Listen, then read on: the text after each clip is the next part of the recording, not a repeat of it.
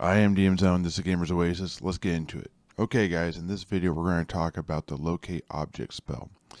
This spell is both the least damaging spell in the game probably, and the least utility spell in the game. Okay, this spell misses the mark, which is ironic because it is locating objects. That both really isn't a utility spell or a damaging spell. It has more information wrote about it than a lot of spells in the book. Yet it really doesn't tell you everything you need to know. For example, there's nothing about duration, and it doesn't tell you how far away things are. Now, there are some pros and some cons, and I definitely think that the referee and the players at the table can figure this out. I think if they agree, then you're golden. Let's say you are a 5th level caster. If you are a magic user, the spell has a range of 110 feet, or 11 inches on the sand table. If you're a cleric, you get 140 feet, which is 14 inches on the sand table. That really isn't very far. I mean, that's within a battle generally. Or maybe if you're in a maze, you can kind of get an idea where something is. Now, I know, people are like, how would you use a spell? What would you do with it? Well, there are basically 3 ways that I can see this spell being used. If you're looking for something very specific, like if you're in a brand new city where you don't know where things are at, you're inside a maze and you're looking for the way out, you're looking for the city square and you don't know where it is, you can cast the spell and then not have to ask for directions. Or you might be able to find the way down or up, for example, because those are commonly known things.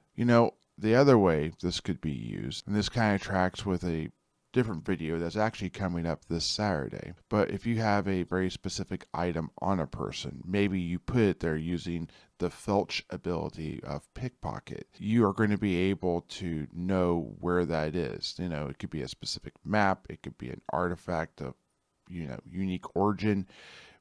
Maybe it's something specific to that person. Like maybe it's a pirate with a tri-brim hat that's purple with a feather that's dipped in gold. You know what that is. Let's say you're wanting the negative response.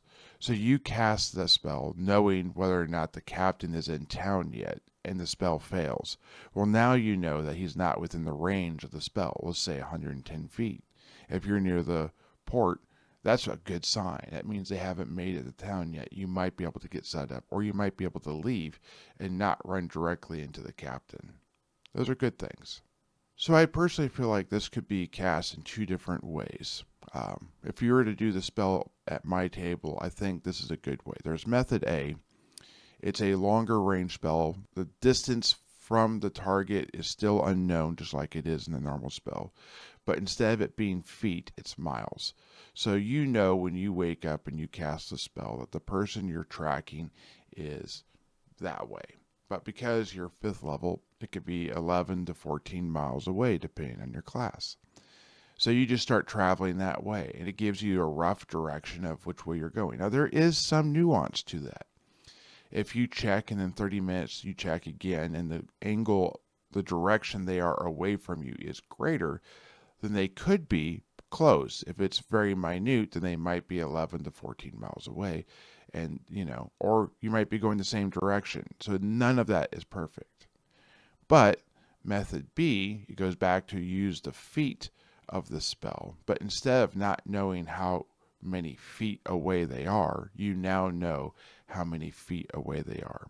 The other thing, and I would change this for both method A and B, is that I would make it a flat duration of like 8 to 10 hours maybe for magic users and clerics, and I would make it either a D4 or a D6 plus 1 for every 3 levels. So a 6th level cleric or magic user would get +2, a 5th level would get +1. And that would give you the number of times you can ask basically where the object is. So if you use it twice and you rolled a 1 on either a D6 or a D4, you don't know, but that is your last one. You only know if you have it again. And after you cast it the last time, the spell fades and you're like, crud. The spell's over. Anyways, guys, did I get this one right? Did I get that one wrong? How would you guys do it? Let me know in the comments what you guys think. Thank you. Have a good day and keep rolling those dice. Bye.